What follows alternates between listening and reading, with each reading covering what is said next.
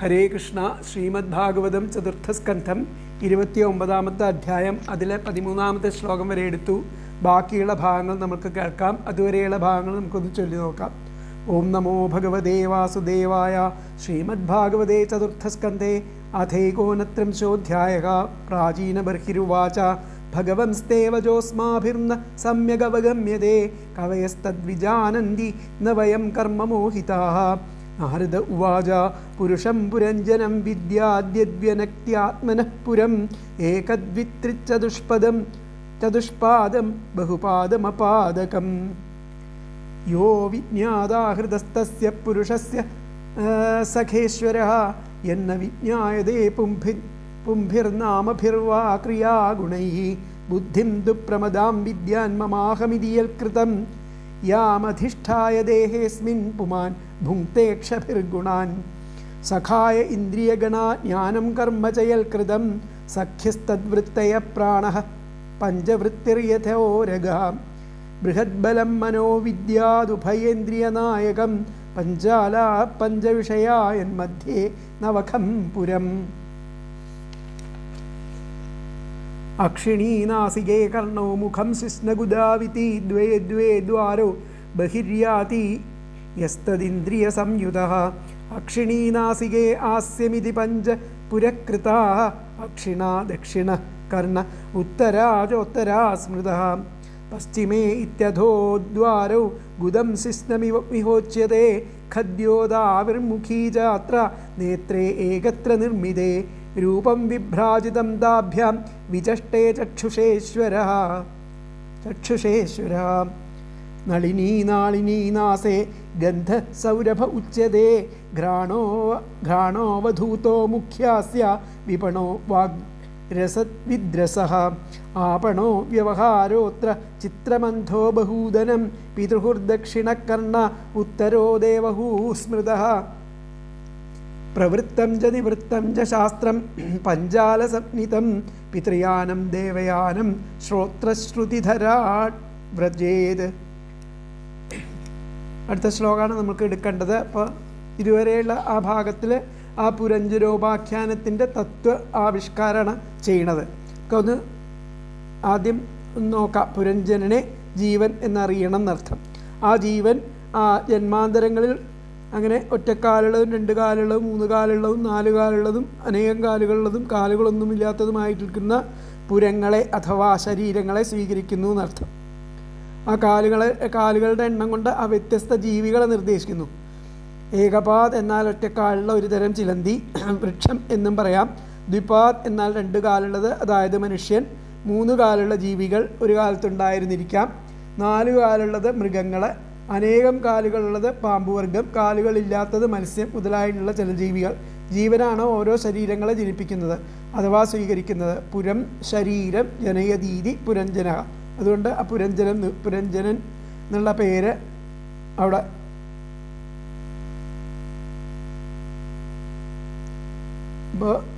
വിഗ്രഹ ഏകപാദാദിരൂപേണ ദേഹഭേദാസ്ത്വനേകശ.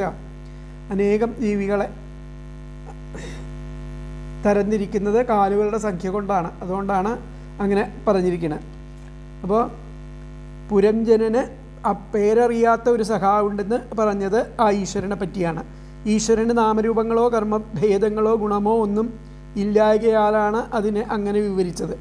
ജീവന് പ്രകൃതിയുടെ സമസ്ത ഗുണങ്ങളും അനുഭവിക്കുവാൻ ആഗ്രഹം ജനിച്ചപ്പോൾ രണ്ട് കയ്യ്, രണ്ട് കാല്, നവദ്വാരങ്ങൾ ഇവയെല്ലാം ഉള്ളതുമായിരിക്കുന്ന മനുഷ്യ ശരീരത്തെ അത് സ്വീകരിച്ചു. ഇതിലൂടെ ഉദ്ദേശ സാധ്യത കൈവരും എന്നത് വിചാരിക്കുകയും ചെയ്തു. ആ പ്രമദ എന്നത് ബുദ്ധിയെയാണ് പത്നിയായിട്ട് അവിടെ സങ്കല്പിക്കണം. അതിൻ്റെ സഹായത്തോടെ ഞാൻ എൻ്റേത് എന്നിത്യാദി ബോധങ്ങൾ ഉണ്ടാവുന്നു. അങ്ങനെ ഈ മനുഷ്യദേഹത്തിലൂടെ ഇന്ദ്രിയ ശക്തി കൊണ്ട് പ്രകൃതിയുടെ ഗുണങ്ങളെ അനുഭവിക്കുകയും ചെയ്യുന്നു. കൂട്ടുകാർ ഇന്ദ്രിയങ്ങളാണ്. അവയിൽ കർമ്മേന്ദ്രിയങ്ങളിലൂടെ പ്രവർത്തിക്കുകയും ജ്ഞാനേന്ദ്രിയങ്ങളിലൂടെ അറിയുകയും ചെയ്യുന്നു. കൂട്ടുകാരികൾ ഇന്ദ്രിയവൃത്തികളാണ്. പ്രാണൻ, അപാനൻ, വ്യാനൻ, ഉദാനൻ, സമാനൻ എന്നീ 5 പ്രകാരത്തിലുള്ള പ്രാണൻ്റെ വ്യാപാരങ്ങളെയാണ് 5 ഫണങ്ങളുള്ള സർപ്പം പ്രതിനിധീകരിക്കുന്നത്. സൈന്യാധിപൻ എന്നാൽ ആ കർമ്മേന്ദ്രിയങ്ങളുടെയും ജ്ഞാനേന്ദ്രിയങ്ങളുടെയും നാഥനായിരിക്കുന്നത് മനസ്സിനെയാണ്. പഞ്ചാലം എന്ന് പറഞ്ഞാൽ ശബ്ദാദികളായിരിക്കുന്ന 5 വിഷയങ്ങളാണ്. അവയിൽ അവയുടെ ഇടയിലെ ആ നവദ്വാരപുരം എന്നത് ആ നവദ്വാരങ്ങളോട് കൂടിയിരിക്കുന്ന ശരീരമാണ്. 2 കണ്ണുകൾ, 2 നാസാദ്വാരങ്ങൾ, 2 കർണദ്വാരങ്ങൾ, മുഖദ്വാരം, മൂത്രദ്വാരം, മലദ്വാരം എന്നിവയാണ് നവദ്വാരങ്ങൾ. കണ്ണ്, മൂക്ക്, ചെവി ഇവ 2 വീതം ആണല്ലോ. ജീവൻ അതാത് ഇന്ദ്രിയങ്ങളിലൂടെ അകമ്പടിയോടെ ഈ ദ്വാരങ്ങളിലൂടെ പുറത്തേക്ക് പോയി വരുന്നു. 2 കണ്ണുകൾ, 2 നാസാദ്വാരങ്ങൾ, 1 വായ എന്നിവ കിഴക്കും, 2 ചെവികൾ തെക്കും വടക്കും ഭാഗങ്ങളിലേക്കും ആയിട്ടാണ് കിഴക്കു തിരിഞ്ഞു നിൽക്കുന്നതായിട്ടാണ് സങ്കല്പം. മലദ്വാരവും ഗുഹ്യദ്വാരവും കീഴ്പോട്ടാണ്. ഖദ്യോതം, ആവിർമുഖി എന്ന 2 മാർഗങ്ങളിലൂടെ വിഭ്രാജിതം എന്ന ദേശത്തേക്ക് പോകുന്നു. അതായത് പ്രകാശത്തെ അനുഭവിക്കുന്നുവെന്ന് സാരം. അത് കണ്ണുകളിലൂടെ. അപ്പോൾ ഈ തത്വങ്ങളെല്ലാം വളരെ വിശദമായിട്ട് അധ്യായങ്ങളിലൊക്കെ വിവരിച്ചിട്ടുണ്ട്. അപ്പോൾ നളിനിയും നാളിനിയും 2 നാസാരന്ധ്രങ്ങളാണ്. സൗരഭദേശം എന്ന് പറഞ്ഞ ഗന്ധം. അവധൂതൻ എന്നത് ഘ്രാണേന്ദ്രിയം ആണ്. മുഖ്യ എന്നത് വായയാണ്. വിപണൻ എന്നത് വാഗിന്ദ്രിയവും രസജ്ഞൻ എന്നത് രസനേന്ദ്രിയവുമാണ്. ആപണദേശം ലോകവ്യവഹാരവും ബഹൂദനദേശം നാനാപ്രകാരേണയുള്ള അന്നവും ആണ്. പിതൃഹു എന്നത് വലത്തെയും ദേവഹു എന്നത് ഇടത്തെയും കർണങ്ങളും ആണ്. പഞ്ചാലദേശം എന്ന് പറഞ്ഞത് പ്രവൃത്തവും നിവൃത്തവുമായിരിക്കുന്ന ശാസ്ത്രങ്ങളാണ്. അവയെ ശ്രവിക്കുന്നവൻ ശ്രുതധരൻ. ആ പ്രവൃത്ത ശാസ്ത്രങ്ങൾ പിതൃയാനത്തിനും നിവൃത്ത ശാസ്ത്രങ്ങൾ ദേവയാനത്തിനും ഉള്ള ഉപായങ്ങളാണ്. ഇനി ആ 14ാമത്തെ ശ്ലോകം നമുക്ക് നോക്കാം. ആസുരീ മേഢ്രമർവാഗ്വാവ്യവായോ ഗ്രാമിണാം രതി ഉപസ്ഥോ ദുർമദ പ്രോക്തോ നിർത്തിർഗുദ ഉച്യത്തെ. ആസുരി എന്ന് പറഞ്ഞു കഴിഞ്ഞാൽ, ആസുരി എന്ന് പറഞ്ഞു കഴിഞ്ഞാൽ കീഴ്പോട്ടുള്ള കീഴ്വശത്തുള്ള മേഢ്രം, ആ ഗുഹ്യത്തിൻ്റെ ദ്വാഹ, ആ ഗുഹ്യത്തിൻ്റെ ദ്വാരത്തിനെയാണ് മേഢ്രം എന്ന് പറയുന്നത്. അതിലൂടെ ഗ്രാമിണാം രതി, ഗ്രാമകദേശം എന്നുള്ള അതിലെ സ്ത്രീ വിഷയം അതിലൂടെ അനുഭവിക്കുന്നു. ദുർമദൻ, മദം എന്ന് പറഞ്ഞു കഴിഞ്ഞാൽ ആ സ്ത്രീ യോനിയെ ആണ് അവിടെ പറയുന്നത്. ഉപസ്ഥ, അത് തന്നെയാണ് ഉപസ്ഥം. അല്ല, ഉപസ്ഥ എന്ന് പറഞ്ഞു കഴിഞ്ഞാൽ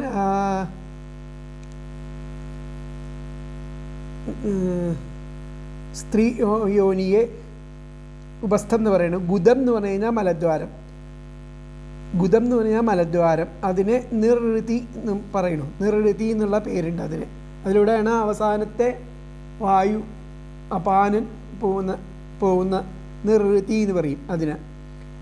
അപ്പോൾ ആസുരി മേഢ്രം അർവാഗ്ദ്യുയാദ്വ്യവായോ ഗ്രാമിണാം രതി. ആസുരി എന്ന് പറഞ്ഞു കഴിഞ്ഞാൽ കീഴ്വശത്തേക്കുള്ള ആ ഗുഹ്യത്തിൻ്റെ ദ്വാരം, അതിലൂടെ ആ ഗ്രാമദേശം എന്ന് പറയപ്പെടുന്ന ആ സ്ത്രീ വിഷയം അനുഭവിക്കുന്നു. ദുർമദം എന്ന് പറഞ്ഞു കഴിഞ്ഞാൽ ആ സ്ത്രീ യോനിയെ പറയുന്നു. ഉപസ്ഥം ആ ഗുഹ്യദേശത്തെ പറയുന്നു. പ്രോക്തം എന്ന് പറയപ്പെടുന്നു. ഗുദം എന്ന് പറഞ്ഞാൽ മലദ്വാരം. നിർഋതി എന്ന് പറഞ്ഞു കഴിഞ്ഞാൽ ഉച്ചത, ഈ മലദ്വാരത്തെയാണ് നിർഋതി എന്നും പറയപ്പെടുന്നത്. അപ്പോൾ ഇതിലത്തെ അന്വയം വന്നിട്ട് അല്ല, പദങ്ങൾ വന്നിട്ട് ആസുരി. ആസുരി എന്നാൽ അർവാക്, കീഴ്വശത്തുള്ള മേഢം, ഗുഹ്യത്തിൻ്റെ ദ്വാരമാണ്.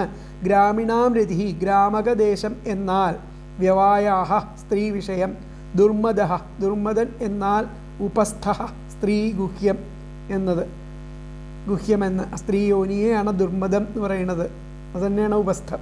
പ്രോക്ത പറയപ്പെട്ടു. ഗുദഃ, മലദ്വാരമത്രേ.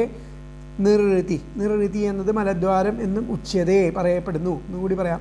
ആസുരി, ആസുരി എന്നാൽ അർവാക്, കീഴ്വശത്തുള്ള മേഢം, ഗുഹ്യത്തിൻ്റെ ദ്വാരമാണ്. ഗ്രാമിണാം രതി, ഗ്രാമകദേശം എന്നാൽ വ്യവായഹ, സ്ത്രീ വിഷയം.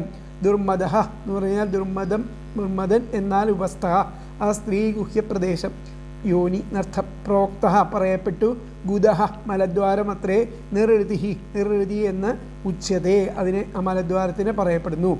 അപ്പോൾ അതിലത്തെ അന്വയം വന്നിട്ട് ആസുരി അർവാക് മേഢ്രം ദ്വാഹ ഗ്രാമിണാം രതി വ്യവായഹ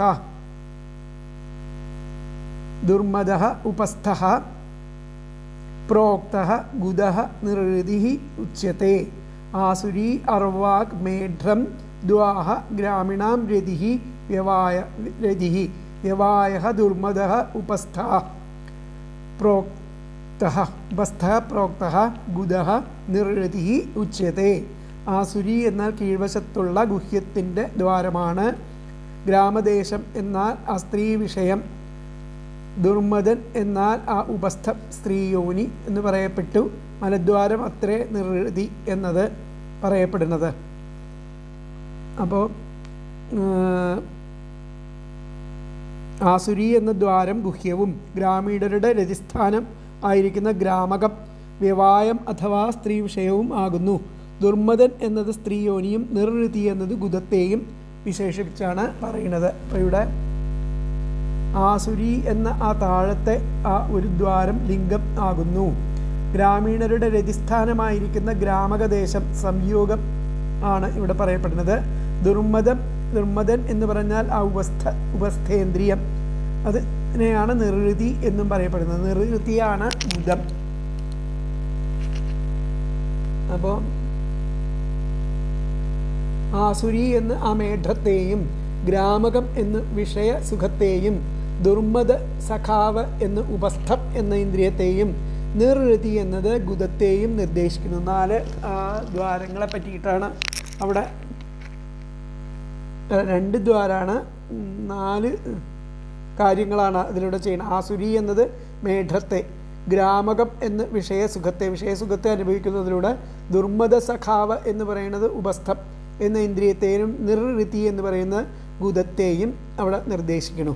ഇതിലത്തെ വ്യാഖ്യാനം എന്താണെന്നുള്ളത് നമുക്ക് നോക്കാം. വ്യാഖ്യാനത്തിൽ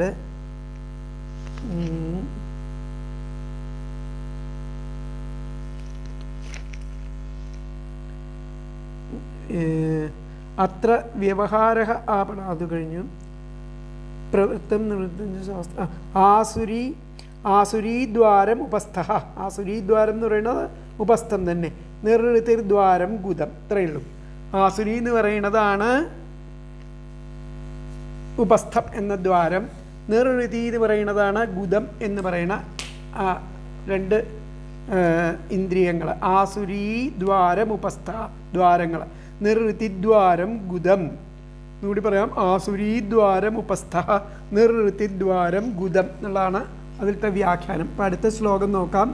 വൈശസം നരകം പായുർലുബ്ധഗോന്ധൗ തുമേ ശൃണു ഹസ്തപാദൗ പുമാംസ്താഭ്യാം യുക്തോ യാതി കരോതി ച. വൈശസം നരകം പായുർലുബ്ധഗോന്ധൗ തുമേ ശൃണു ഹസ്തപാദൗ പുമാംസ്താഭ്യാം യുക്തോ യാതി കരോതി ച. വൈശസം എന്ന് പറഞ്ഞു കഴിഞ്ഞാൽ നരകം ആണ് വൈശസം. ലുബ്ധകം എന്ന് പറഞ്ഞു കഴിഞ്ഞാൽ അത് മലദ്വാരം, നരകമാണ് ആ മലദ്വാരം. അന്ധൗതു ഇരുവർ അന്ധന്മാരാണ്. ഈ 2 ദ്വാരങ്ങളും അന്ധന്മാരാണ്. അതെന്തെന്ന് കേട്ടാലും ഹസ്തപാദവും കാലുകളാണവ. ഇരുവർ അന്ധന്മാരാണ്. അന്ധൗതു ഇരുവർ അന്ധന്മാരാണ്. അതെന്തെന്ന് കേട്ടാലും മേ ശൃണു ഹസ്തപാദവും കൈകാലുകളാണ് അവ. അവയോടൊത്ത് ജീവാത്മാവ് പ്രവർത്തിക്കുകയും സഞ്ചരിക്കുകയും ചെയ്യുന്നു. കൈകാലുകളെ കൊണ്ട് ആ ജീവാത്മാവ് എന്ത് ചെയ്യണു? കരോതി പ്രവർത്തിക്കുകയും സഞ്ചരിക്കുകയും ചെയ്യുന്നു എന്നർത്ഥം. അപ്പോൾ വൈശസം നരകം പായുർലുബ്ധഗോന്ധൗ തുമേ ശൃണു. വൈശസം എന്ന് പറയുന്നത് നരകം, നരകമാണ്. ലുബ്ധകം എന്ന് പറയുന്നത് ആ മലദ്വാരത്തെയാണ്. അപ്പം നരകത്തെയാണ് ആ അധോദ്വാരങ്ങളിലൂടെ അനുഭവിക്കുന്നത് എന്നുള്ളതാണ് പറയുന്നത്. അന്ധൗതു പിന്നെ പറയുന്നത് ഹസ്തപാദൗ പുമാംസ്താഭ്യാം യുക്തോ യാതി കരോതി ച. അന്ധൗതു 2 അന്ധന്മാരായിരിക്കുന്ന 2 പേര്, അതായത് ഹസ്തപാദങ്ങൾ, കൈകാലുകൾ, അവയോടൊത്തിട്ട് ആ ജീവാത്മാവ് പ്രവർത്തിക്കുകയും സഞ്ചരിക്കുകയും ചെയ്യുന്നു എന്നർത്ഥം. അപ്പോൾ അതിലത്തെ പദങ്ങൾ നോക്കാം. വൈശസദേശം എന്നാൽ നരകമാണ്. ലുബ്ധകൻ എന്നാൽ പായുഹു അമലദ്വാരത്തെയാണ്. അന്ധൗതു ഇരുവർ അന്ധന്മാരാണ്. മേ ശൃണു അതെന്തെന്ന് കേട്ടാലും ഹസ്തപാദു കൈകാലുകളാണ് അവ. താഭ്യാം യുക്തഃ അവയോടൊത്ത് പുമാൻ ജീവാത്മാവ് കരോതി പ്രവർത്തിക്കുകയും യാതിച്ച സഞ്ചരിക്കുകയും ചെയ്യുന്നു. എന്നുകൂടി പറയാം. വൈശസം എന്ന് പറഞ്ഞു കഴിഞ്ഞാൽ വൈശസം എന്നാൽ അത് നരകം തന്നെ. അടുത്ത പദം നരകമാണ്. വൈശസം നരകം. ലുബ്ധകഃ പായു. ലുബ്ധകം എന്ന് പറയുന്നത് ആ പായു മലദ്വാരത്തെയാണ്. പിന്നെ അന്ധൗതു രണ്ടുപേര് അന്ധന്മാരാണ്. മേശൃണു കേട്ടാലും. ഹസ്തപാദോ അത് കൈകാലുകളാണ് അവ അന്ധന്മാരായിരിക്കുന്നത്. താഭ്യാം യുക്ത അവയോടൊത്ത് ആ കണ്ണ് കാണാത്ത അവയോടൊത്ത് പുമാൻ ആ ജീവാത്മാവ് കരോതി പ്രവർത്തിക്കുകയും യാതിച്ച സഞ്ചരിക്കുകയും ചെയ്യുന്നു എന്നർത്ഥം. അപ്പോൾ ഇവിടുത്തെ അന്വയം വന്നിട്ട് വൈശസം നരകം ലുബ്ധകഃ പായു അന്ധൗതു മേശൃണു ഹസ്തപാദൗ താഭ്യാം യുക്തഃ പുമാൻ കരോതി യാതിച്ച എന്നുകൂടി പറയാം. വൈശസം നരകം ലുബ്ധകഃ പായു അന്ധൗതു മേശൃണു ഹസ്തപാദൗ യുക്തഃ പുമാൻ കരോതി യാതിച്ച. വൈശസദേശം എന്നാൽ നരകം ആണ്. ലുബ്ധകം എന്നാൽ ആ മലദ്വാരം. ഇരുവർ അന്ധന്മാരാണ്. അതെന്തെന്ന് കേട്ടാലും കൈകാലുകളാണവ. അവയോടൊത്ത് ആ ജീവാത്മാവ് പ്രവർത്തിക്കുകയും സഞ്ചരിക്കുകയും ചെയ്യുന്നു. അപ്പോൾ വൈശസം എന്നത് ആ ദുഃഖഭൂയിഷ്ടമായിരിക്കുന്ന നരകം തന്നെ. ലുബ്ധകം എന്നാൽ ആ പായുവെന്ന ഇന്ദ്രിയം. രണ്ട് അന്ധന്മാരെന്ന് പറയപ്പെടുന്നത് അവ കൈകാലുകളാണ്. കർമ്മങ്ങൾ ചെയ്യുവാനും സഞ്ചാരത്തിനും ഉള്ളതാണ് അവ ാണ് ഈ ശ്ലോകത്തിൻ്റെ അർത്ഥം. അപ്പോൾ വൈശസം എന്ന് പറഞ്ഞാൽ ദുഃഖദമായിരിക്കുന്ന നരകം. ലുബ്ധകൻ എന്ന് പറഞ്ഞത് മലദ്വാരവും ആണ്. അവയിൽ രണ്ടെണ്ണം അന്ധമെന്ന് പറഞ്ഞുവല്ലോ, അവ കയ്യും കാലുകളുമാണ്. അവയെ കൊണ്ട് പോകുകയും പ്രവർത്തിക്കുകയും ചെയ്യുന്നു. അപ്പോൾ വൈശസദേശം എന്ന് നരകത്തെയും ലുബ്ധക സഖാവെ എന്ന് പറയുന്നത് പായു എന്നുകൂടി പറയാനുള്ള ആ ഗുദത്തെയും അന്ധകങ്ങൾ എന്ന് കൈകാലുകളെയും ജീവൻ അവയെ കൊണ്ട് സഞ്ചരിക്കുന്നതിനെയും പ്രവൃത്തി ചെയ്യുന്നതിനെയും കാണിച്ചിരിക്കുന്നു. എന്നുകൂടി പറയാം. വൈശസദേശം എന്ന് പറയുന്നത് നരകത്തെയും ലുബ്ധക സഖാവ് എന്ന് പറയുന്നത് ആ ഗുദത്തെയും എന്നുകൂടി പറയാറുള്ള ഗുദത്തെയും അന്ധകങ്ങൾ എന്ന് കൈകാലുകളെയും ജീവൻ അവയെ കൊണ്ട് സഞ്ചരിക്കുന്നതിനെയും പ്രവൃത്തി ചെയ്യുന്നതിനെയും കാണിച്ചിരിക്കുന്നു. അപ്പം അതിൻ്റെ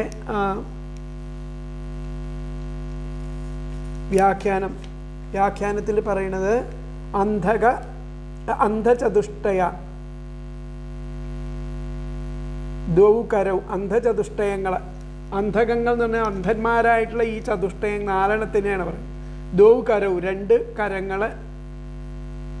നാലെണ്ണത്തിൽ ദ്വൗകരവ് പാദവും രണ്ട് കരങ്ങളും രണ്ട് പാദങ്ങളും ആണ് അന്ധചതുഷ്ടയങ്ങളായിട്ട് ഇവിടെ പറയാം. അത്രേ പറഞ്ഞുള്ളൂ. അന്ധചതുഷ്ടയ ദ്വൗ കരവ് പാദവും എന്നേ പറഞ്ഞിട്ടുള്ളൂ. അപ്പോൾ അടുത്ത ശ്ലോകം നമുക്ക് നോക്കാം. അന്തഃപുരം ച ഹൃദയം വിഷൂജിർ മന ഉച്യത്തെ തത്ര മോഹം പ്രസാദം വാ ഹർഷം പ്രാപ്നോതി തൽഗുണൈഃ. അന്തഃപുരം ച ഹൃദയം വിഷൂജിർ മന ഉച്യത്തെ തത്ര മോഹം പ്രസാദം വാ ഹർഷം പ്രാപ്നോതി തൽഗുണൈഃ. അന്തഃപുരം എന്ന് പറഞ്ഞാൽ ഹൃദയം. അന്തഃപുരം ച ഹൃദയം. വിഷൂജീനം എന്ന് പറയുന്നത് സേവകൻ. ആ സേവകനാണ്, ആ ഹൃദയത്തിൻ്റെ സേവകനാണ് മനസ്സായിട്ട് പറയപ്പെടുന്നത്. ഹൃദയത്തിൻ്റെ സേവകനായിട്ട് മനസ്സിനെ പറയപ്പെടുന്നു. തൽഗുണൈഹി അതിൻ്റെ ഗുണങ്ങളാൽ അവിടെ പ്രസന്നത സന്തോഷം മോഹം ഇത്യാദികളൊക്കെ അവിടെ പ്രാപിക്കുന്നു എന്നർത്ഥം. അന്തഃപുരം ച ഹൃദയം വിഷൂജിർ മന ഉച്യതേ. വിഷൂജിർ എന്ന് പറഞ്ഞു കഴിഞ്ഞിട്ടുണ്ടെങ്കിൽ സേവകൻ, ആ ഹൃദയത്തിൻ്റെ സേവകനായിട്ട് മനസ്സ്. അതിലൂടെ ആ മോഹം പ്രസാദം ഹർഷം ഇവയായിട്ടുള്ള ആ ഗുണങ്ങളെയൊക്കെ അതിൻ്റേതായുള്ള ഗുണങ്ങളെയൊക്കെ പ്രാപിക്കുന്നു എന്നർത്ഥം. അപ്പം അതുങ്ങൾ അന്തഃപുരം. അന്തഃപുരം എന്നാൽ ഹൃദയമാണ്. വിഷൂജീച്ച വിഷൂജീനം എന്നാൽ പ്രധാന സേവകനാണ്. മനസ്സായിട്ട് ഉച്ചത പറയപ്പെടുന്നത്. തൽഗുണൈഹി അതിൻ്റെ ഗുണങ്ങളാൽ തത്ര അവിടെ പ്രസാദം പ്രസന്നത ഹർഷം സന്തോഷം മോഹം വാ മോഹം ഇത്യാദി പ്രാപ്നോതി ഇത്യാദികളെ പ്രാപിക്കുന്നു എന്നർത്ഥം. എന്നുകൂടി പറയാം. അന്തഃപുരം. അന്തഃപുരം എന്നാൽ ഹൃദയമാണ്. വിഷൂജീഹി ച വിഷൂജീനം എന്നത് പ്രധാന സേവകനാണ്. മനസ്സാണ്. ഉച്യതേ പറയപ്പെടുന്നു. തൽഗുണൈഹി അതിൻ്റെ ഗുണങ്ങളാൽ തത്ര അവിടെ പ്രസാദം പ്രസന്നത, ഹർഷം സന്തോഷം, മോഹം വാ മോഹം ഇത്യാദി പ്രാപ്നോതി പ്രാപിക്കുന്നു. അപ്പോൾ അന്തഃപുരം ഹൃദയം വിഷൂജീച്ച മനഃ ഉച്യത്തെ തദ്ഗുണൈഃ തത്ര പ്രസാദം ഹർഷം മോഹം വാ പ്രാപ്നോതി.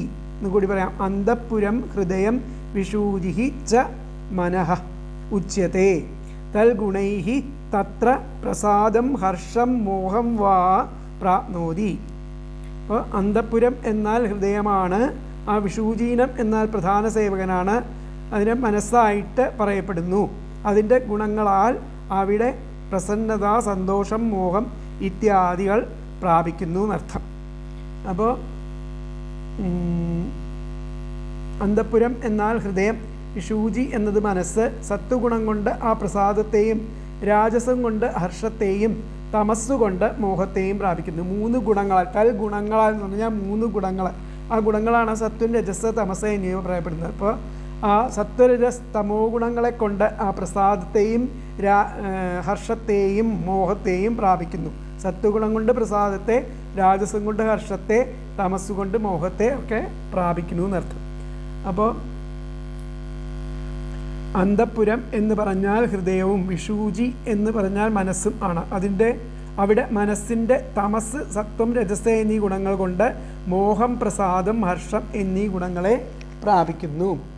അപ്പം അന്തഃപുരം എന്ന് ഹൃദയത്തെയും വിഷൂജി എന്ന് മനസ്സിനെയും മനസ്സിലെ തമോ ഗുണത്താൽ മോഹത്തെയും രജസ്സിനാൽ ഹർഷത്തെയും സത്വഗുണത്താൽ പ്രസാദത്തെയും പ്രാപിക്കുന്നതായിട്ടും സൂചിപ്പിച്ചു. അപ്പോൾ അതിലത്തെ വ്യാഖ്യാനം അന്തഃപുര ഹൃദയം. അന്തഃപുരം എന്ന് പറയുന്നത് ഹൃദയം, വിഷൂജിർ മനഃ, വിഷൂജി എന്ന് പറയുന്നത് മനഃ. ഇത്രേ പറഞ്ഞിട്ടുള്ളൂ. അപ്പോൾ അന്തഃപുരം ഹൃദയം വിഷൂജിർ മനഃ. അന്തഃപുരം എന്ന് പറയുന്നത് ഹൃദയവും വിഷൂജി എന്ന് പറയുന്നത് മനസ്സും ആകുന്നു. അതിൽ കൂടെ ശോകമോഹ ഭയ നിങ്ങളെല്ലാം അതിലൂടെ അനുഭവിക്കുന്നു. അതിൻ്റെ ഗുണങ്ങളെ കൊണ്ട്, മനസ്സിൻ്റെ ഗുണങ്ങളെ കൊണ്ട്. അന്തഃപുര ഹൃദയം വിഷൂജിർ മനഃ എന്നുള്ളതേ പറഞ്ഞിട്ടുള്ളൂ. അപ്പോൾ അടുത്ത ശ്ലോകം നമുക്ക് നോക്കാം. 17ാമത്തെ ശ്ലോകം. യഥാ യഥാ വിക്രിയതേ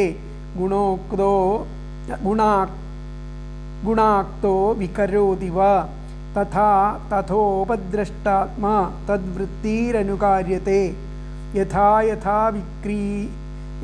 യഥാ വിക്രിയതേ ഗുണാക്തോ വികാരോതി വ തഥാ തഥോപദ്രഷ്ടാത്മാ തദ്വൃത്തിരനുകാര്യത്തെ. അപ്പോൾ എങ്ങനെയെല്ലാം ആ ബുദ്ധി വികാരപ്പെടുകയോ അതുപോലെ വികാരം കൊള്ളിക്കുകയോ ചെയ്യുമ്പോൾ, ഏതെങ്കിലും വിധത്തിൽ ആ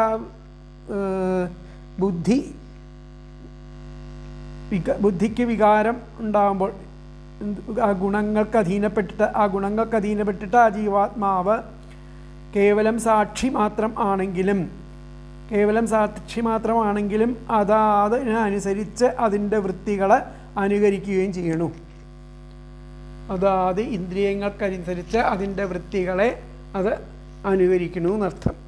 അപ്പോൾ യഥാ യഥാ വിക്രിയതേ, ഇങ്ങനെയെല്ലാം വിക്രിയതേ ആ ബുദ്ധി വികാരപ്പെടുകയോ വികരോതി വ എന്ന് പറഞ്ഞാൽ വികാരം കൊള്ളിക്കുകയോ ചെയ്യുമ്പോൾ ഗുണാക്തഃ ആ ഗുണങ്ങൾക്ക് അധീനപ്പെട്ട് ഗുണാക്തഃ എന്ന് പറഞ്ഞു കഴിഞ്ഞാൽ ആ ഗുണങ്ങൾക്ക് അധീനപ്പെട്ടിട്ട് ആത്മാ ആ ജീവാത്മാവ് ഉപദ്രഷ്ടഃ അപി കേവലം സാക്ഷി മാത്രം ആണെങ്കിലും, ഉപദ്രഷ്ട എന്ന് പറഞ്ഞാൽ സാക്ഷി, കേവലം സാക്ഷി മാത്രമാണെങ്കിലും തഥാ അതാതിന് അനുസരിച്ച് തദ്വൃത്തിയും അതിൻ്റേതായിരിക്കുന്ന വൃത്തികൾ അനുകരിക്കപ്പെടുന്നു. അപ്പോൾ യഥാ എങ്ങനെയെല്ലാം വിക്രിയതേ ബുദ്ധി വികാരപ്പെടുകയോ വികരോതി വ വികാരം കൊള്ളിക്കുകയോ ചെയ്യുമ്പോൾ ഗുണാക്തഃ ആ ഗുണങ്ങൾക്ക് അധീനപ്പെട്ട ആത്മാ ആ ജീവാത്മാവ് ഉപദ്രഷ്ടഃ അപി കേവലം സാക്ഷി മാത്രമാണെങ്കിലും തഥാ അതാതിനനുസരിച്ച് തദ്വൃത്തി അതിൻ്റെ വൃത്തികൾ അനുകാര്യത്തെ അനുകരിക്കപ്പെടുന്നു. അപ്പോൾ യഥാ വിക്രിയതേ വികരോതി വ യഥാ വിക്രിയതേ ബുദ്ധി വികരോതി വ ഗുണാക്തഃ ആത്മാ ഉപദ്രഷ്ട അപി തഥാ തഥാ തദ്വൃത്തി അനുകാര്യത്തെ എന്നുകൂടി പറയാം. യഥാ യഥാ വിക്രിയത്തെ ബുദ്ധി വികരോതി വാ ഗുണാക്തഃ ആത്മാ ഉപദ്രഷ്ടഃ അപി തഥാ തഥാ തദ്വൃത്തി അനുകാര്യത്തെ.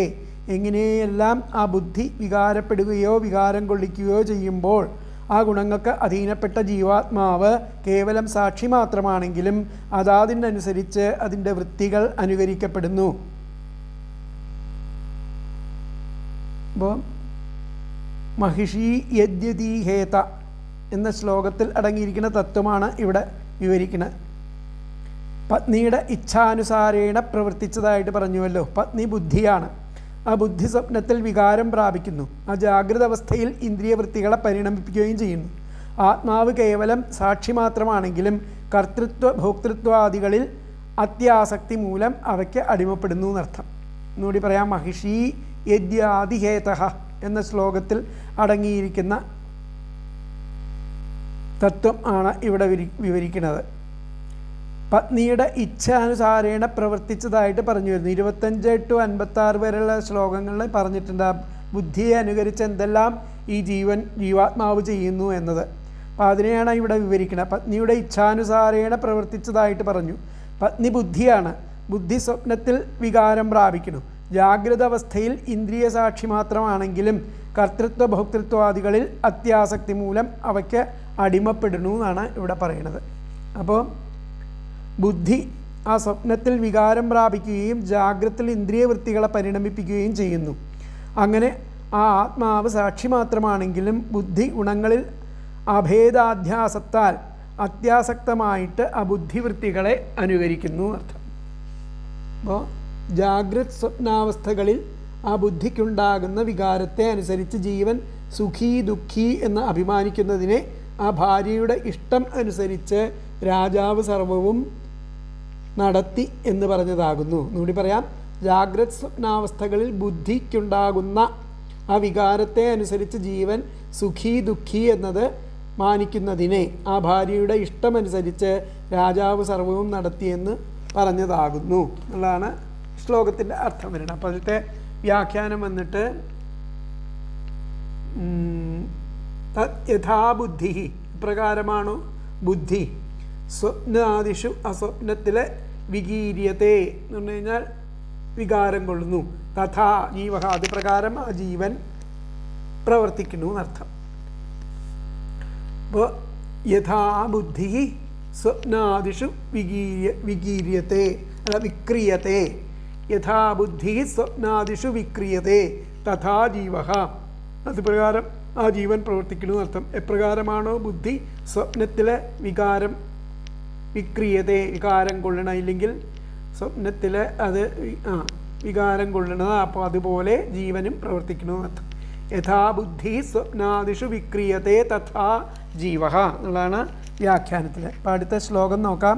അടുത്ത 2 ശ്ലോകങ്ങൾ കൂടി ഇതാണ്. ദേഹോ രഥസ്ത്വിന്ദ്രിയാശ്വ സംവത്സരരയോഗതി ദ്വികർമ്മചക്രസ്ത്രിഗുണധ്വജ പഞ്ചാസു ബന്ധുര. എന്നുകൂടി പറയാം. ദേഹോ രഥസ്ത്വിന്ദ്രിയാശ്വ സംവത്സരരയോഗതി ദ്വികർമ്മചക്രസ്ത്രിഗുണധ്വജ പഞ്ചാസു ബന്ധുര.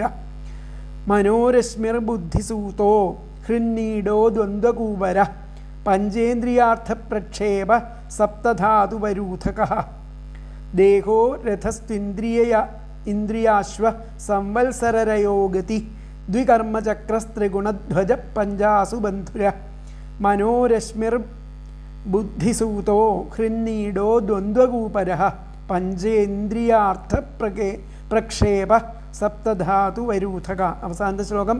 മനോരശ്മിർബുദ്ധിസൂതോ ഹൃന്നീഡോ ദ്വന്ദ്വകൂപരഃ പഞ്ചേന്ദ്രിയാർത്ഥപ്രക്ഷേപ സപ്തധാതുവരൂഥക.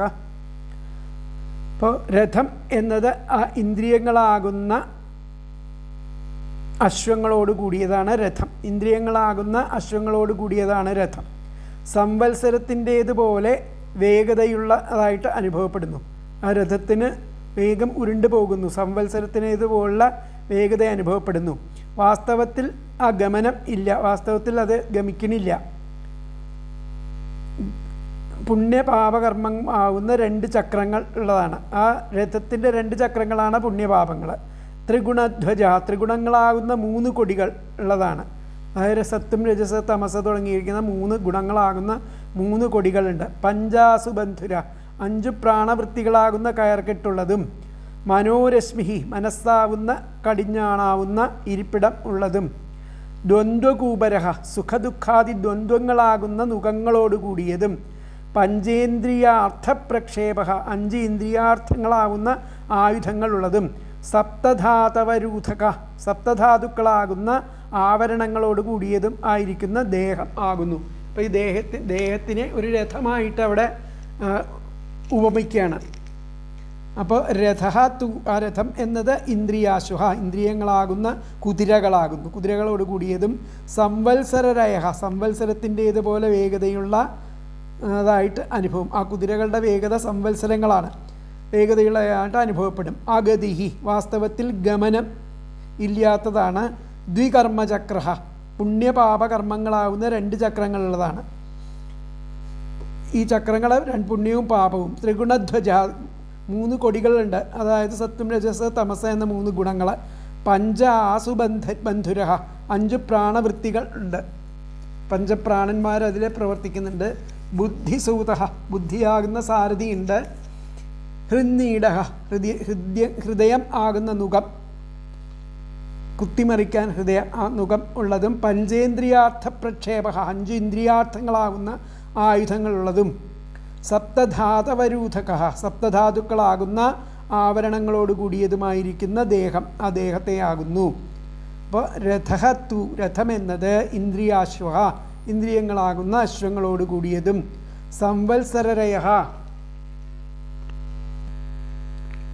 സംവത്സരരയ എന്ന് പറഞ്ഞു കഴിഞ്ഞാൽ സംവത്സരത്തിൻ്റേതുപോലെ വേഗതയുള്ള അതായിട്ട് അനുഭവപ്പെടുകയും, അഗതിഹി, വാസ്തവത്തിൽ ഗമനമില്ലാത്തതും. ദ്വികർമ്മ, പുണ്യം പാപങ്ങളാകുന്ന കർമ്മങ്ങൾ ആവുന്ന 2 ചക്രങ്ങളുള്ളതും. ദ്വികർമ്മ ചക്ര, പുണ്യപാപകർമ്മങ്ങളാവുന്ന 2 ചക്രങ്ങളുള്ളതും. ത്രിഗുണധ്വജ, ത്രിഗുണങ്ങളാവുന്ന 3 കൊടികളുള്ളതും. പഞ്ചാസുബന്ധുര, 5 പ്രാണവൃത്തികളാവുന്ന കയർകെട്ടുള്ളതും. മനോരശ്മിഹി, മനസ്സാവുന്ന കടിഞ്ഞാണ് ഉള്ളതും. ബുദ്ധിസൂത, ബുദ്ധിയാകുന്ന സാരഥിയുള്ളതും. ഹൃന്നീട, ഹൃദയമാവുന്ന ഇരിപ്പിടമുള്ളതും. ദ്വന്ദ്വകൂപര, സുഖദുഃഖാദി ദ്വന്ദ്വങ്ങളാകുന്ന നുഖങ്ങളോടുകൂടിയതും. പഞ്ചേന്ദ്രിയാർത്ഥപ്രക്ഷേപ, 5 ഇന്ദ്രിയാർത്ഥങ്ങളാകുന്ന ആയുധങ്ങളുള്ളതും. സപ്തധാതുവരൂഥക, സപ്തധാതുക്കളാകുന്ന ആവരണങ്ങൾ ഉള്ളത് കൂടിയതും ആകുന്ന ദേഹം ആകുന്നു. അപ്പോൾ ഇതിലത്തെ അന്വയം വന്നിട്ട് രഥ ഇന്ദ്രിയാശ്വ സംവത്സരരയ അഗതിഹി ദ്വികർമ്മചക്ര ത്രിഗുണധ്വജ പഞ്ചാസുബന്ധുര മനോരശ്മി ബുദ്ധിസൂത ഹൃന്നീഡ ദ്വന്ദ്വകൂപര പഞ്ചേന്ദ്രിയാർത്ഥപ്രക്ഷേപ സപ്തധാതവയൂഥക ദേഹ. എന്നും കൂടി പറയാം. രഥഃ തു ഇന്ദ്രിയാശ്വഃ സംവത്സരരയഃ അഗതിഃ ദ്വികർമ്മസു ചക്രഃ ത്രിഗുണധ്വജഃ പഞ്ചാസുബന്ധുരഃ മനോരശ്മിഃ ബുദ്ധിസൂതഃ ഹൃന്നീഡഃ ദ്വന്ദ്വകൂപരഃ പഞ്ചേന്ദ്രിയാത്മപ്രക്ഷേപഃ സപ്തധാതവരൂഥക ദേഹം. അപ്പോൾ രഥം എന്നത് ഇന്ദ്രിയങ്ങളാകുന്നു. രഥം എന്നത് ഇന്ദ്രിയങ്ങളാകുന്നതും ആകുന്ന അശ്വങ്ങളോട് കൂടിയതും സംവത്സരത്തിൻ്റേതുപോലെ വേഗതയുള്ളതായിട്ട് അനുഭവപ്പെടുന്നതും വാസ്തവത്തിൽ ഗമനമില്ലാത്തതും 2 പുണ്യകർമ്മങ്ങളാകുന്ന 2 ചക്രങ്ങളുള്ളതും ത്രിഗുണങ്ങളാകുന്ന 3 കൊടികളുള്ളതും 5 പ്രാണവൃത്തികളാവുന്ന കയർകെട്ടുള്ളതും മനസ്സാവുന്ന കടിഞ്ഞാണുള്ളതും ബുദ്ധിയാകുന്ന സാരഥിയുള്ളതും ഹൃദയമാവുന്ന ഇരിപ്പിടമുള്ളതും സുഖദുഃഖാദി ദ്വന്ദ്വങ്ങളാകുന്ന നുഖങ്ങളോട് കൂടിയതും 5 ഇന്ദ്രിയാർത്ഥങ്ങളാവുന്ന ആയുധങ്ങളുള്ളതും സപ്തധാതുക്കളാകുന്ന ആവരണങ്ങളോട് കൂടിയതും ആയ ദേഹം ആകുന്നു എന്നുള്ളതാണ് ഇവിടെ പറഞ്ഞിരിക്കുന്നത്. അപ്പോൾ തേര് ആ സ്വപ്നദേഹം ആണ്. ആ ഇന്ദ്രിയാശങ്ങളോട് കൂടിയതും 2 തടുക്കാൻ കഴിയാത്ത വേഗമുള്ളതും പുറത്തേക്ക് ഗതിയില്ലാത്തതുമാണ്. ആ രഥം പുണ്യപാപങ്ങളാകുന്ന ചക്രത്തോട് കൂടിയതും ത്രിഗുണങ്ങളാകുന്ന 3 ധ്വജങ്ങളുള്ളതും 5 പ്രാണങ്ങളാകുന്ന ബന്ധങ്ങളോട് കൂടിയതും ആണ്. അപ്പോൾ നായാട്ടിന് ഉപയോഗിച്ച രഥം ആ സ്വപ്നദേഹം ആണ്. അപ്പോൾ കാലം പോലെ തടുക്കുവാൻ കഴിയാത്ത വേഗതയോട് കൂടിയതും വാസ്തവത്തിൽ പുറത്തേക്ക് ഗതിയില്ലാത്തതും ആയിരിക്കുന്ന ഇന്ദ്രിയ ശക്തികളാണ് അവ. ആ രഥത്തിലെ അശ്വങ്ങൾ, അതാണ് ആ രഥത്തിലെ അശ്വങ്ങൾ. ആ രഥത്തിൻ്റെ ചക്രങ്ങൾ പുണ്യഭാവങ്ങളാണ്. ധ്വജങ്ങൾ ത്രിഗുണങ്ങൾ, 5 ബന്ധനങ്ങൾ പഞ്ചപ്രാണങ്ങൾ. സ്വപ്നദേഹമാകുന്ന രഥത്തിൻ്റെ കടിഞ്ഞാൺ മനസ്സും സൂതൻ ബുദ്ധിയും സാരഥി എന്നർത്ഥം, ഇരിപ്പിടം ഹൃദയവും, ബന്ധന സ്ഥാനങ്ങൾ എന്നർത്ഥം, ശോകമോഹങ്ങളും പ്രക്ഷേപണം എന്ന് പറയുന്ന ശബ്ദാദി വിഷയങ്ങളും ആവരണങ്ങൾ സപ്തധാതുക്കളും ഒക്കെ ആവണു. അപ്പോൾ തേരെന്ന് പറഞ്ഞത് ആ ദേഹത്തിനെയും കുതിരകൾ എന്ന് പഞ്ചേന്ദ്രിയങ്ങളെയും ഗമനം എന്ന് സംവത്സരത്തെയും കാലവേഗത്തെയും ചക്രങ്ങൾ എന്ന ആ പുണ്യപാപകർമ്മങ്ങളെയും ധ്വജം എന്ന ആ സത്വാദി 3 ഗുണങ്ങളെയും ബന്ധനങ്ങൾ എന്ന് പറയുന്നത് പഞ്ചപ്രാണനെയും സൂചിപ്പിച്ചു. തേരിൽ പൂട്ടിയ കുതിരകളുടെ കടിഞ്ഞാണായിട്ടാണ് ആ മനസ്സിനെയും തേർ നടത്തുന്നവനായിട്ട് ബുദ്ധിയെയും ഇരിക്കാനുള്ള ഇരിപ്പിട സ്ഥാനം എന്ന ഹൃദയത്തെയും നുകം വയ്ക്കുന്ന സ്ഥലമായിട്ട് ആ ശോകമോഹങ്ങളെയും സഞ്ചാരസ്ഥാനമായിട്ട് ശബ്ദാദി പഞ്ചവിഷയങ്ങളെയും കുതിരയുടെ മീതെ ഇടുവാനുള്ള വസ്ത്രമായിട്ട് ത്വക്ക് മുതലായ സപ്തധാതുക്കളെയും കൽപ്പിച്ചതാകുന്നു ആണ് ഈ ശ്ലോകത്തിൻ്റെ ആ വിശദീകരിച്ച അർത്ഥം. അപ്പോൾ ഇതിലത്തെ ആ വ്യാഖ്യാനം വന്നിട്ട് രഥസ്ഥം ദേഹം, രഥം ആയിരിക്കുന്ന ആ ദേഹം, പഞ്ചാശ്വ 5 കുതിരകളാണ്, ജ്ഞാനേന്ദ്രിയാണി ജ്ഞാനേന്ദ്രിയങ്ങൾ, പാപേ ചക്രേ ജ്ഞാനേന്ദ്രിയങ്ങളാകുന്ന പുണ്യപാപചക്രം, പുണ്യചക്രേ വിദ്ധി, അത് മനസ്സിലാക്കണം. മനോരശ്മി മനസ്സാകുന്നു അതിൻ്റെ സാരഥി, ബുദ്ധി സൂത ബുദ്ധിയാകുന്നു, മനസ്സാകുന്നു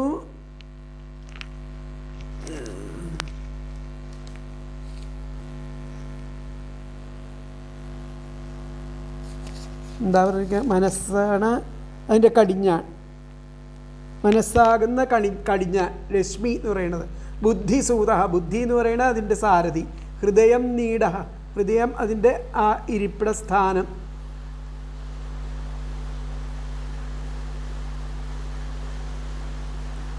അപ്പോൾ ഒന്നും കൂടി പറയാം. ഉക്തോ യോ പറയപ്പെടുന്നു, രഥസ്ഥം ദേഹം ഈ ദേഹത്തെ രഥമായിട്ട് പറയപ്പെടുന്നു. പഞ്ചാശ്വ 5 കുതിരകളാൽ അങ്ങനെ നയിക്കപ്പെടുന്ന ദേഹം ആയിട്ട്. ജ്ഞാനേന്ദ്രിയാണി ജ്ഞാനേന്ദ്രിയങ്ങളിലൂടെ പുണ്യപാപേ ചക്രേ ജ്ഞാനേന്ദ്രിയങ്ങളിലൂടെ നയിക്കപ്പെടുന്നു പുണ്യപാപങ്ങളാകുന്ന 2 ചക്രങ്ങൾ വിദ്ധി മനസ്സിലാക്കണം. മനോരശ്മി മനസ്സാകുന്നു കടിഞ്ഞാൺ, ബുദ്ധി സൂത ബുദ്ധിയാകുന്നു അതിൻ്റെ സാരഥി, ഹൃദയം നീട ഹൃദയം ആകുന്ന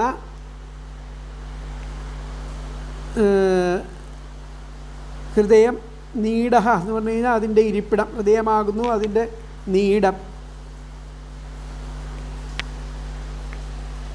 ഹൃദയം നീട, പിന്നെ ഹൃദയം നീട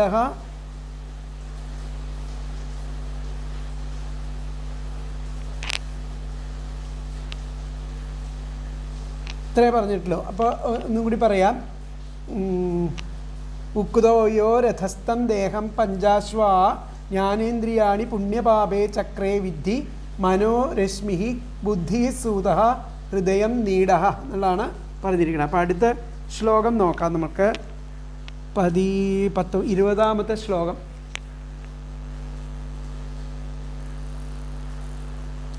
ആകൂതിർവിക്രമോ ബാഹ്വ്യോ മൃഗതൃഷ്ണാം പ്രധാവതി ഏകാദശേന്ദ്രിയചമൂ പഞ്ചസൂനാ വിനോദകൃത്. ആകൂതിർവിക്രമോ ബാഹ്വ്യോ മൃഗതൃഷ്ണാം പ്രധാവതി ഏകാദശേന്ദ്രിയചമൂ പഞ്ചസൂനാ വിനോദകൃത്. അപ്പോൾ കർമ്മേന്ദ്രിയ വൃത്തി ആ പരാക്രമം ആണ്. ആകൂതിർവിക്രമോ, ആകൂതിർ എന്ന് പറഞ്ഞു കഴിഞ്ഞാൽ കർമ്മേന്ദ്രിയ വൃത്തി, വിക്രമ പരാക്രമമാണ്, കർമ്മേന്ദ്രിയം ചെയ്യുന്ന പരാക്രമമാണ്. പിന്നെ ഏകാദശേന്ദ്രിയ ചമൂഹു 11 ഇന്ദ്രിയങ്ങളാവുന്ന സൈന്യസമേതൻ ആയിട്ട് ബാഹ്യ ആ വാഹനത്തിൽ ഇരിക്കുന്ന അവരുമായിരിക്കുന്ന ജീവൻ 5 ആ പാപങ്ങളിൽ വിനോദഭാവനയോടെ പഞ്ചസൂനാ വിനോദകൃത് 5 പാപങ്ങളാകുന്ന ആ വിനോദഭാവനയോടെ മരുമരീചികയെ ഓടിയെടുക്കുന്നു. ഈ പാപകർമ്മങ്ങളിലൂടെ തനിക്ക് സുഖം കിട്ടും എന്നുള്ള ആ മൃഗതൃഷ്ണയോട് അത് പ്രയാണം ചെയ്യണമെന്നർത്ഥം. അപ്പോൾ ആകൂതി എന്ന് പറഞ്ഞു കഴിഞ്ഞാൽ കർമ്മേന്ദ്രിയ വൃത്തി, വിക്രമ എന്ന് പറഞ്ഞാൽ പരാക്രമം. അതിനുള്ള കർമ്മേന്ദ്രിയ വൃത്തി പരാക്രമം ആണ് അവിടെ കാണിക്കുന്നത്. ആകൂതി കർമ്മേന്ദ്രിയ വൃത്തി പരാക്രമമാണ്. ഏകാദശേന്ദ്രിയ ചമൂഹു 11 ഇന്ദ്രിയങ്ങളാവുന്ന സൈന്യ സമേതനും ബാഹ്യ വാഹനത്തിലിരിക്കുന്നവനും ആയിരിക്കുന്ന ജീവൻ 11 ഇന്ദ്രിയങ്ങളുടെ അധിപൻ,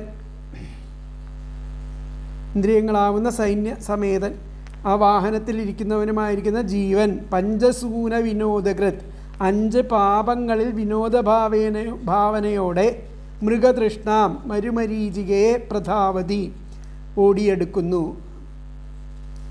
ഒന്നുകൂടി പറയാനത്തെ പദങ്ങൾ. ആകൂതി കർമ്മേന്ദ്രിയ വൃത്തി, വിക്രമ പരാക്രമമാണ്.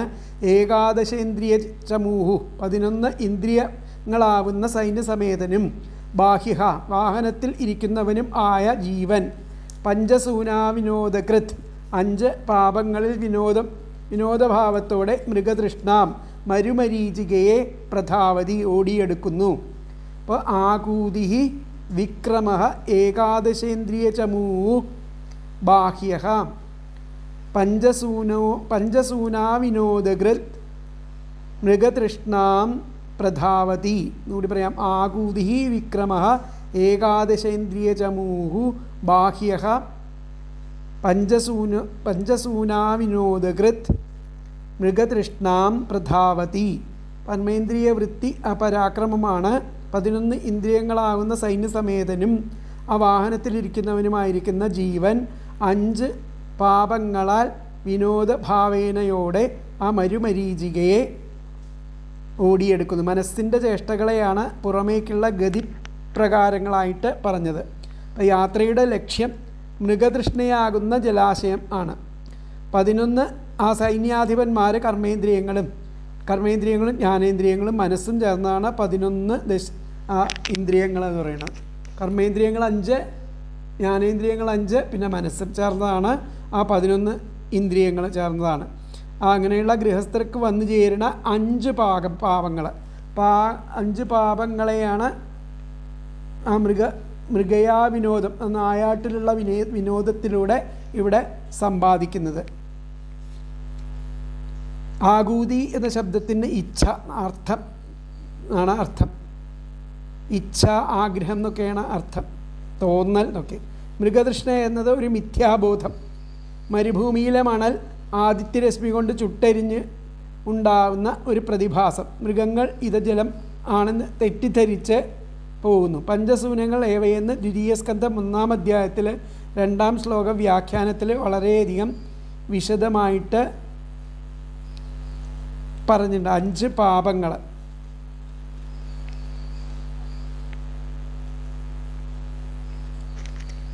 ഇവിടെ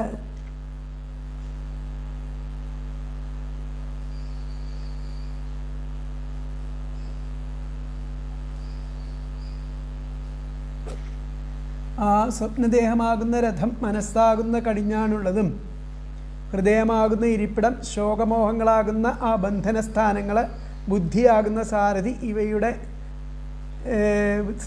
ഇവയുള്ളതും ശബ്ദാദി വിഷയങ്ങളുടെ പ്രക്ഷേപണം ചേർന്നതും ത്വക്ക് മുതലായ 7 ധാതുക്കളും ആവരണമായുള്ളതും ആണ്. അങ്ങനെ 5 കർമ്മേന്ദ്രിയങ്ങളാണ് പുറത്തേക്കുള്ള ആ ഗതിപ്രകാരങ്ങൾ. പുരഞ്ജനൻ ആ 11 ഇന്ദ്രിയങ്ങളാകുന്ന സൈന്യങ്ങളോട് കൂടിയവനും 5 ഇന്ദ്രിയങ്ങൾ കൊണ്ട് ആ ഭോഗങ്ങൾ അനുഭവിക്കുന്നവനും ആയിട്ട് മരീചിക പോലെ മിഥ്യയായിരിക്കുന്ന വസ്തുക്കളുടെ പിന്നാലെ ഓടുന്നു. അപ്പോൾ കുതിരകളുടെ ആ ബാഹ്യമായിരിക്കുന്ന ഗതിവിശേഷം ആയിട്ട് ആ കർമ്മേന്ദ്രിയങ്ങളെ സൂചിപ്പിക്കുകയാണ്. രാജാവ് നായാട്ടിൽ ആസക്തനായിട്ട് വനത്തിൽ സഞ്ചരിച്ചുവെന്ന് ആ സ്വപ്നാവസ്ഥയിൽ പറയുന്നു. സുഖദുഃഖങ്ങളെ അനുഭവിക്കുന്നതിനെ കാണിച്ചതാണ് അത്. സൈന്യം എന്ന് 11 ഇന്ദ്രിയങ്ങളെ പറയുന്നു. 11 ഇന്ദ്രിയങ്ങളെ കാണിച്ചതാണ്. ഗൃഹസ്ഥകർമ്മത്തിൽ അറിയാതെ വന്നു ചേരുന്ന 5 വിധം ഹിംസകളെയാണ് വിനോദ ഭാവനയായിട്ട് ഇവിടെ വർണ്ണിച്ചിരിക്കുന്നത്. അപ്പോൾ ഇതിലെ വ്യാഖ്യാനത്തിൽ ഏവം ഭൂതോ രഥസ്ഥോ ഇപ്രകാരം ഉള്ള ആ ജീവൻ രഥസ്ഥോ രഥത്തിലിരിക്കുന്ന ജീവൻ മൃഗതൃഷ്ണാം ധാവതി മൃഗതൃഷ്ണയോട് കൂടിയിട്ട് സഞ്ചരിക്കുന്നു. ഏവം ഭൂതോ രഥസ്ഥോ ജീവോ മൃഗതൃഷ്ണാം ധാവതി ഏകാദശേന്ദ്രിയാണി ചമുഹു 11 ഇന്ദ്രിയങ്ങളുടെ സൈന്യത്തോട് കൂടിയിട്ട് ആ രഥത്തിലേറിയിട്ട് ആ ജീവൻ ഈ മൃഗതൃഷ്ണയാകുന്ന ജലാശയത്തിൻ്റെ അടുത്തേക്ക് സഞ്ചരിച്ചു കൊണ്ടിരിക്കുന്നു, ഓടിക്കൊണ്ടിരിക്കുന്നു. ഏവം ഭൂതോ രഥസ്ഥോ ജീവോ മൃഗതൃഷ്ണാം ധാവതി ഏകാദശേന്ദ്രിയാണി ചമുഹു എന്നുള്ളതാണ് അതിൻ്റെ ആ വ്യാഖ്യാനം. ബാക്കിയുള്ള ഭാഗങ്ങൾ അടുത്ത ക്ലാസ്സിലെടുക്കാം. ഹരേ കൃഷ്ണ.